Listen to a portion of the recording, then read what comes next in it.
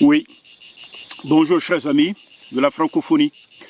Nous continuons dans les capsules sur les traces du Christ, des différents sujets qui interviennent dans la vie chrétienne. Aujourd'hui, je m'en vais vous entretenir sur un sujet, c'est sur la foi. Mais la foi chrétienne. Parce qu'il faut avoir de la foi pour déposer votre argent chez le banquier, n'est-ce pas?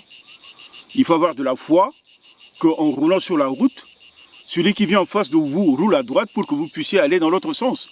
Donc dans la vie de tous les jours, nous avons ce qu'on appelle la foi. Mais là, ce n'est pas la foi chrétienne. C'est la confiance, simplement, sur le plan conventionnel. Mais la foi chrétienne, elle est autre chose. C'est sur laquelle je voudrais vous en parler. La Bible a dit que personne ne peut plaire à Dieu s'il ne croit pas. Celui qui s'approche de Dieu doit croire ceci. Dieu existe et il récompense ceux qui le cherchent. Alors on va voir quelques exemples. Quand vous lisez l'évangile de Marc à partir du chapitre 11e, Jésus était en déplacement accompagnant de ses disciples. Ils étaient arrivés à un endroit où, après avoir éprouvé le besoin de manger, il s'est approché d'un arbre, un figuier, pensant pouvoir trouver du fruit. Mais lorsqu'ils se sont approchés du figuier, le figuier ne portait pas de fruits. Et Jésus avait exprimé un mot, il a maudit le figuier, que personne ne mangera de ton fruit. Et ils sont partis. Quelques jours plus tard, sur le retour, voilà que Pierre, se rappelant ce qui s'était passé, dit à Jésus, « Rabbi, autrement dit maître, regarde le figuier que tu as maudit, a séché. » Et Jésus prend la parole et il leur dit, « Ayez la foi en Dieu. Je vous le dis en vérité, si quelqu'un dit à cette montagne, ôte-toi de là et jette-toi dans la mer, et s'il ne doute point en son cœur, mais croit ce qu'il dit, il verra s'accomplir. » Donc c'est pour dire que la foi chrétienne a une origine. Son origine, c'est Dieu. Parce que la Bible dit dans Romains chapitre 10, verset 17, que la foi vient de ce que l'on entend. Et ce que l'on entend vient de la parole de Dieu. Donc on voit in fine, la foi, la parole et Dieu sont associés. Ici, quand Jésus a saisi cette circonstance pour enseigner ses disciples, il a employé une expression. Ayez la foi en Dieu. Et dans certaines versions, il est dit, ayez la foi de Dieu. Les deux sont vrais. Les deux sont vrais pour la simple raison que la foi chrétienne prend sa source, son origine en Dieu. Et ici, il est dit, celui qui croit dans son cœur sans douter. Le doute, c'est l'opposé de la foi. Et c'est ainsi que le monde fonctionne. Il y a l'homme et la femme, l'opposé. Il y a le lever du matin, il y a le coucher du soir, l'opposé. Il y a l'eau, il y a le feu, l'opposé. Il y a les ténèbres et il y a la lumière, l'opposé. Et lorsque la foi existe, il y a son opposé, qui est le doute ou l'incrédulité.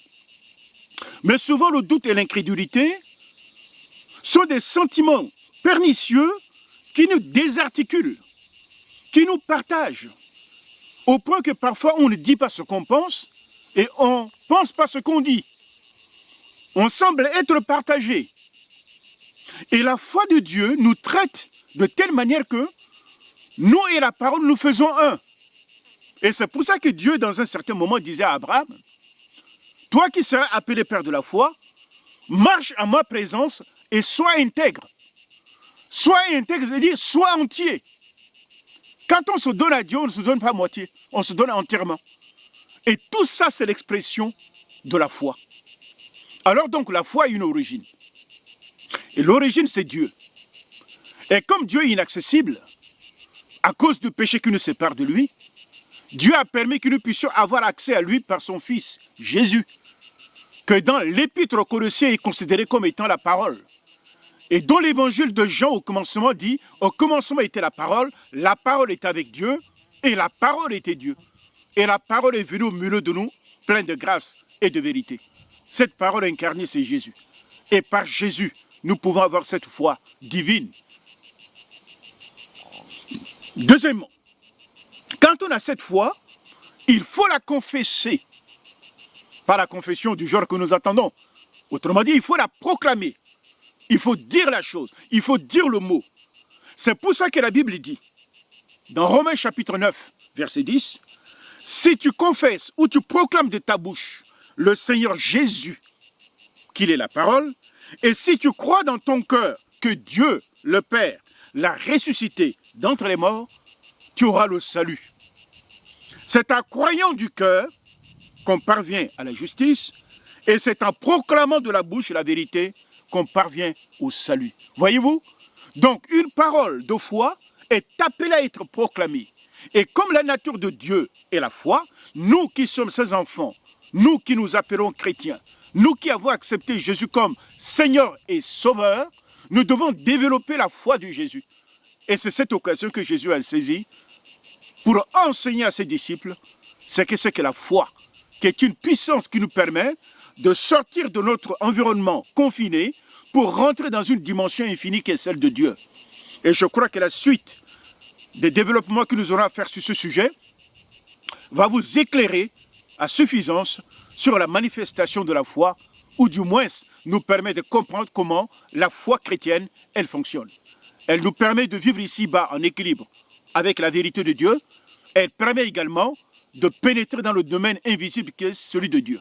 Donc la foi chrétienne agit dans les deux réalités, celle physique qui nous entoure et celle invisible dans laquelle fonctionne le monde de Dieu.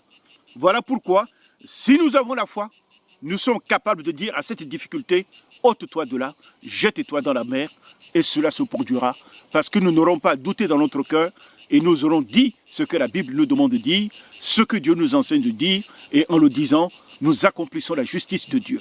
Voilà, soyez bénis, acceptez cette capsule sur la foi chrétienne, qui nous permet d'aller beaucoup plus loin dans l'exploration de la volonté de Dieu et de la pensée du Seigneur. Je vous dis à bientôt. C'était votre ami, le pasteur Samuel Kabo.